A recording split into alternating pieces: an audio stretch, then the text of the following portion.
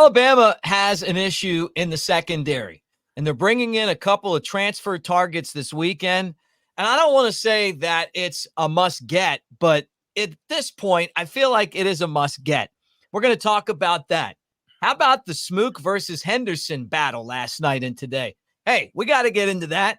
Also, Nick Saban, another Habitat for Humanity house. Man, this guy has done so much for the community. We're going to get into that as well. Thanks for hanging out with us here on the Bama Tailgate YouTube channel. Make sure that you like and subscribe and give us a roll tide. Here's your invitation. Let's get this thing going.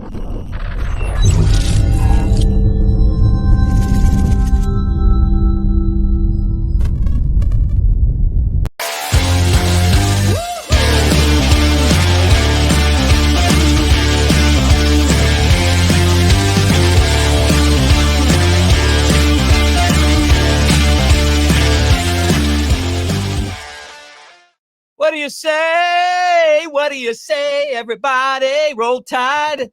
That's Brett Elmore at the Brett Elmore Show on Twitter. Big sexy Elmo for those of you that are hanging out with us for the first time.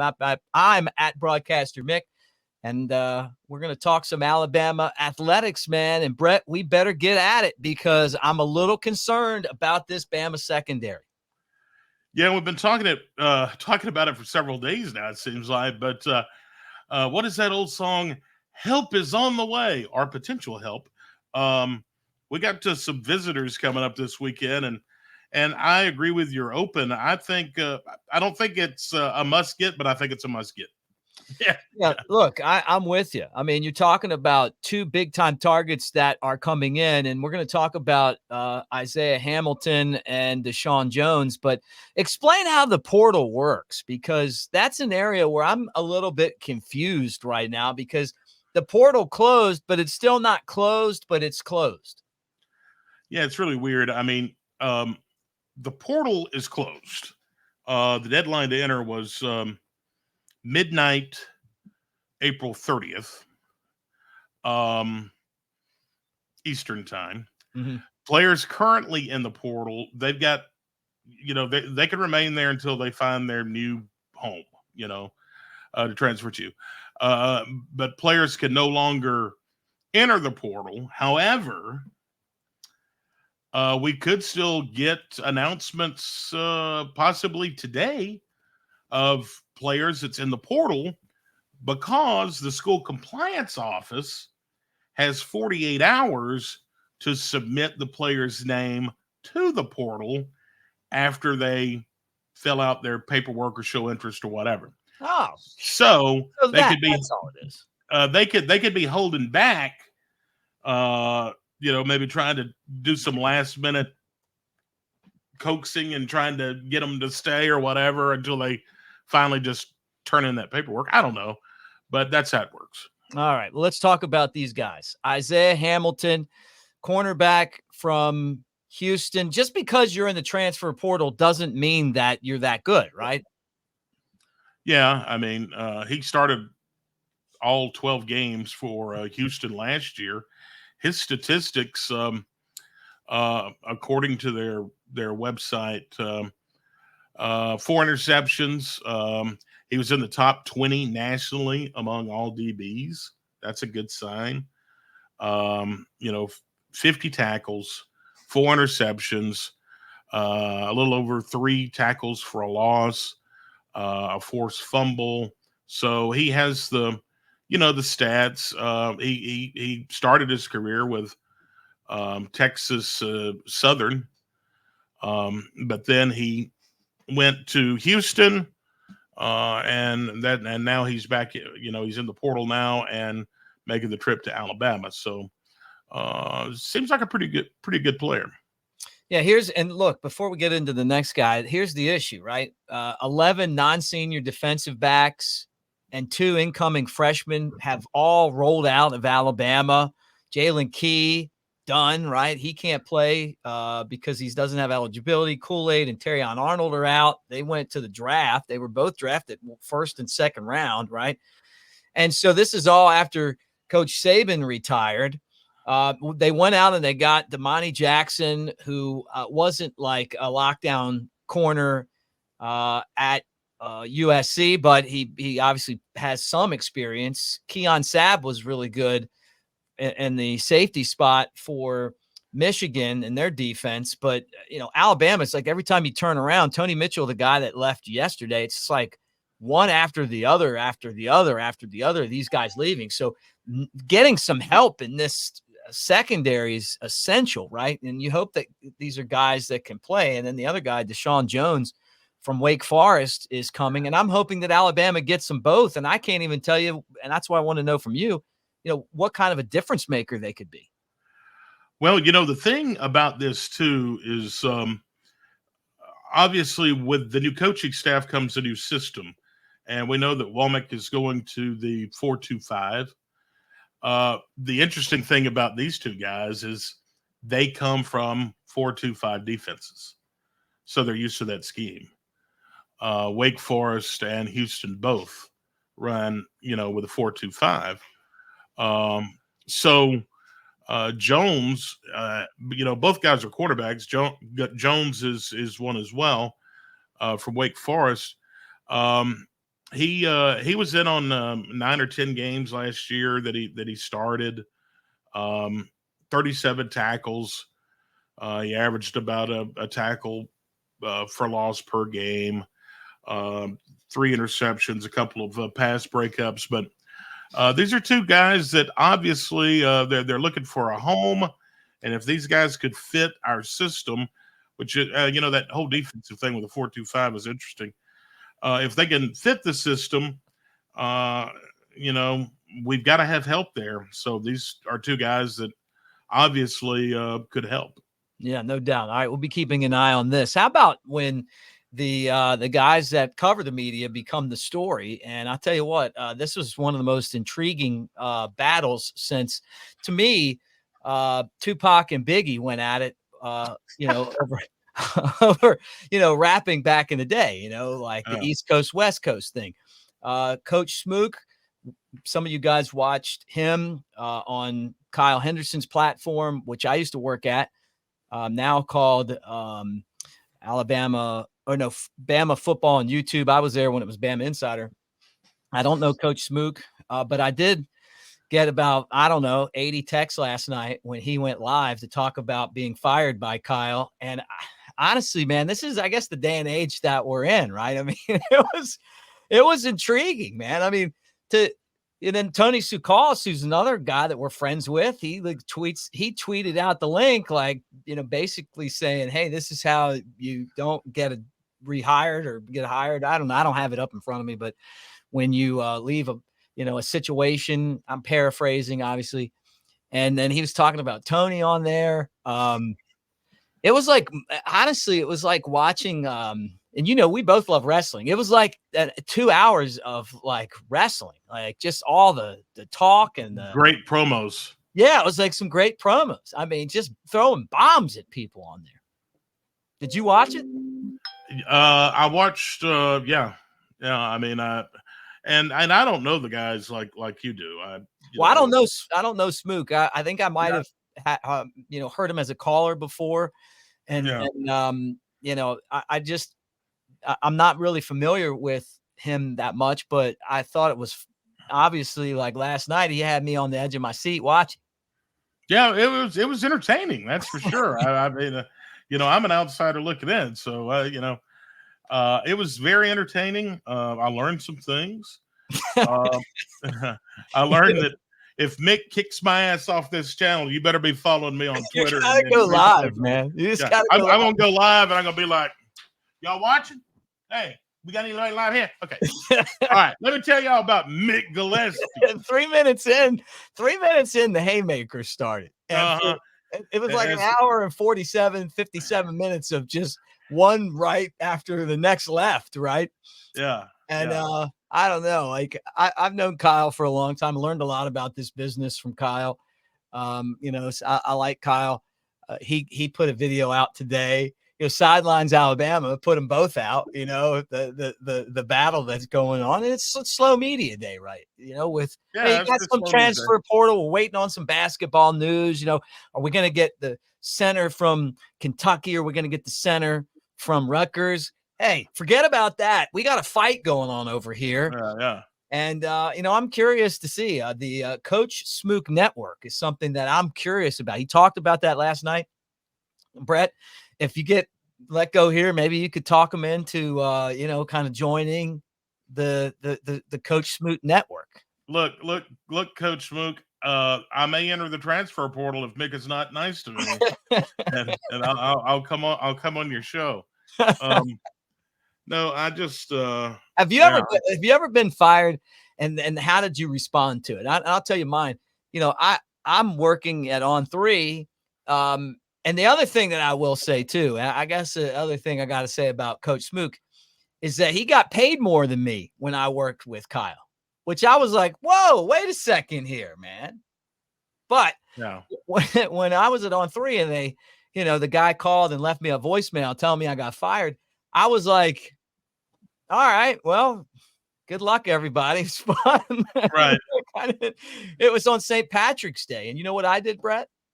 I bet you drank a lot of beer. Drank a lot of beer. I was like, I didn't get on and talk about it and, throw anybody under the bus. But I'm not saying I made a mistake. I should have gone on there and done the same thing because everybody's talking about Smook today. What does suspended indefinitely mean?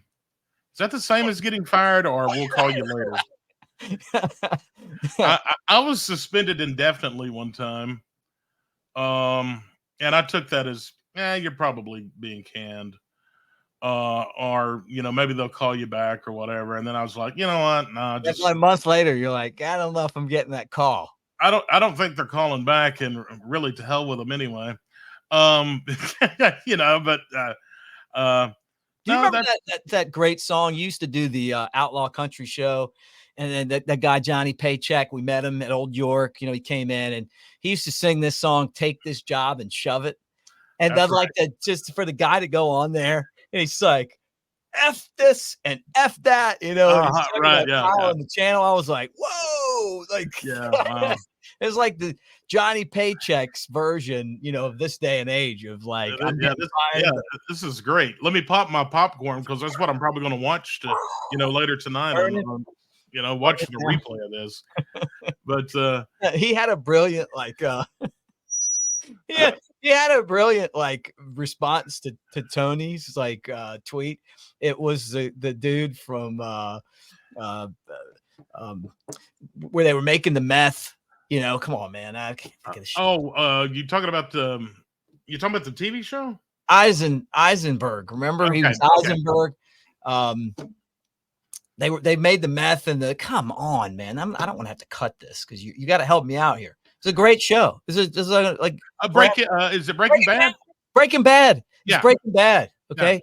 Yeah. And he had Eisenberg on there, and he's like, yeah. We're cooking today. We're cooking today.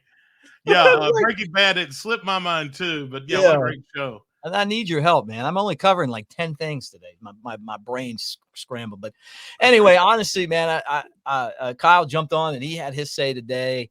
Talked about why he let Coach Smook go. And I hope these guys, I just think they need to get together on a screen and go at it because I'd moderate. have to watch it, man. I'd have to watch that. I'll moderate. Be great. It'd be wonderful. It's must see. Yeah. Well, anyway, good luck to both guys. I know we're joking around about it, but it was definitely unexpected. And when all of a sudden it was like, I'm trying to sleep last night. And my phone's just like, yeah. Mine will do that sometimes. He wasn't paid much, and then he was paid more than me. So I was like, wait a second here, buddy. Wait a minute. Hold on a second. Whoa. Yeah. All right. Anyway, I'm joking, by the way. Well, not really. All right. Let's end on some good news. Habitat for Humanity yesterday. Coach Saban, Miss Terry, and members of that 2023 SEC championship team, that Lank House, brother, is finished.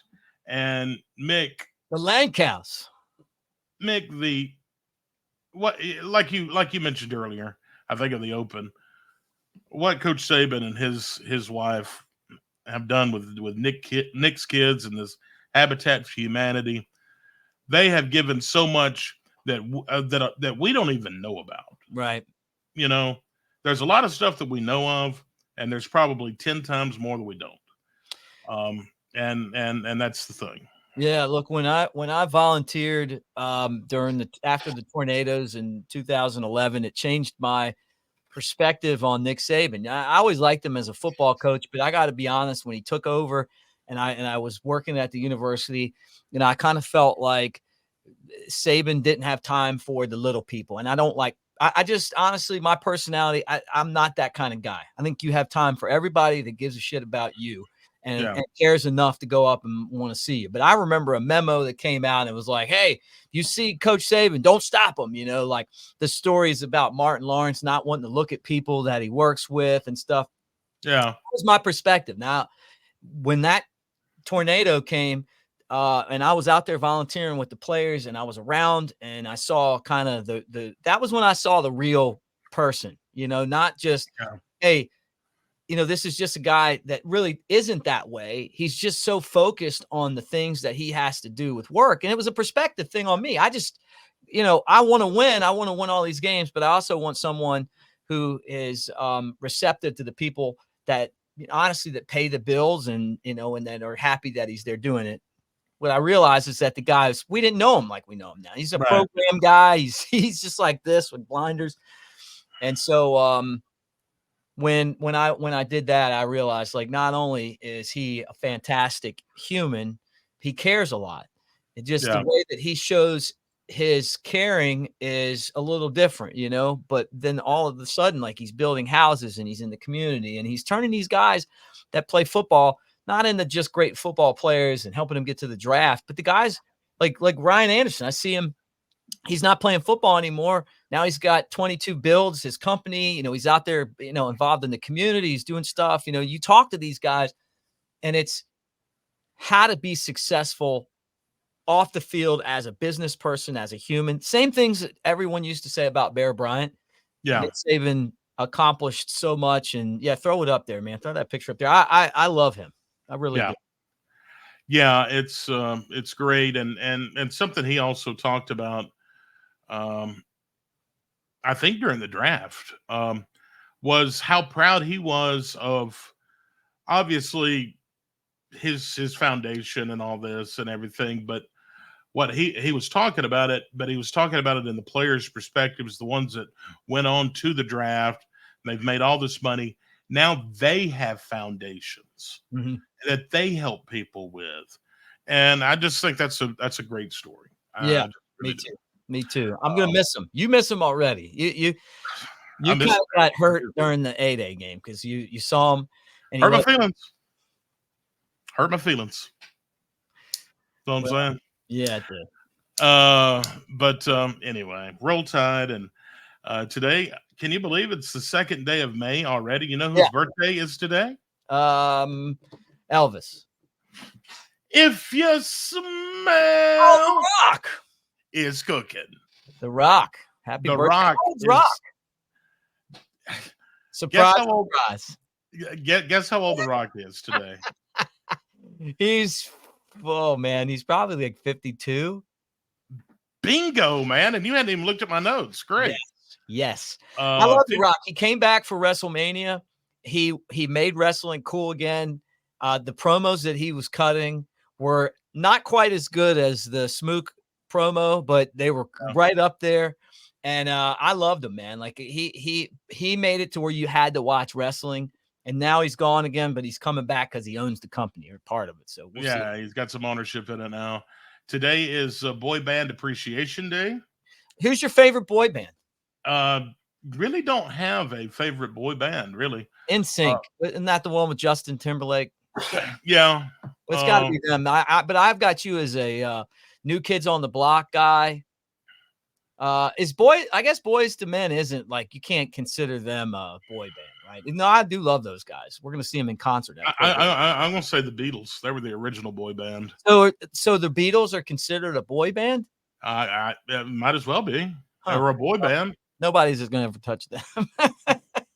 That's right. And you are a big baseball guy. Everybody Love it. knows that. Big day in baseball in 1908. This day, 1908. Take Me Out to the Ball Game is registered for copyright. Really? See, I thought you were going to tell me that this was the anniversary of Merkel's boner. That's a real play. I think it was in 1908. I don't know. It was a ball. He didn't touch second base on a walk-off or something. And he got tagged out. So they called a boneheaded play. So they called it Merkel's boner. It's later in the season, though. Okay. Let's see here. Back to the show.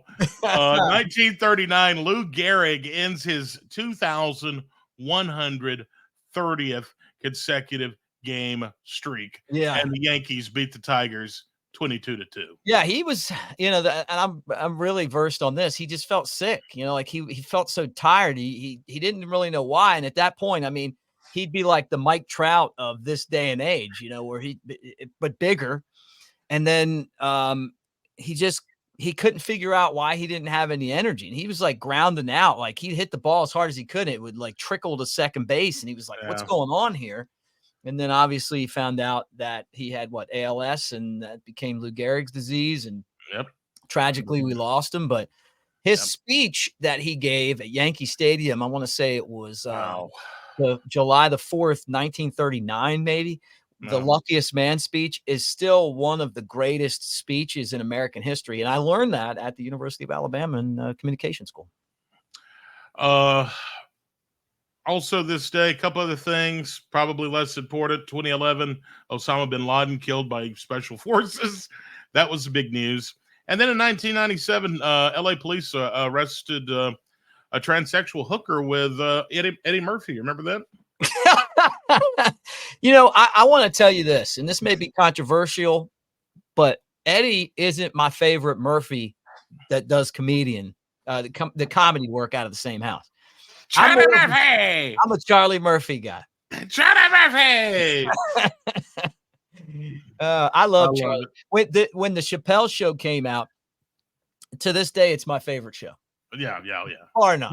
Brilliant. What was the other guy named? Darnell McDonald or whatever. He's hilarious. And then, obviously I think that Chappelle is the funniest guy of our lifetime. Yeah. But that show was amazing. And I hate the fact that we lost Charlie Murphy, but hey, Eddie had some, he had some kinks, man. Don't hold it against him. He most certainly did. Came back though. No one even brings that up anymore. He came back. Except for me. Except for you. That's right. All right. Well, some great stuff there. You guys can check out this man every day on his radio show, the Brett Elmore Show, WJLX in Walker County. It's online. It's on the radio. And I listen to it. Also, the app's fantastic. And I want to remind you guys, too, that we're brought to you by Pearl River Resort. Boys to Men are going to be there July 3rd. You got the Dancing Rabbit Golf Course. They have a whole concert series as they celebrate their 30th anniversary, a casino that includes, table games and slots in the casino, and then the sports book Vegas style with all the TVs and everything else. But I'm telling you, it's a great place. Brett and I are game planning our next visit. It's only, less than 2 hours for him from Jasper, less than an hour and a half from Tuscaloosa. Thanks for hanging out with us, guys. Have a great day.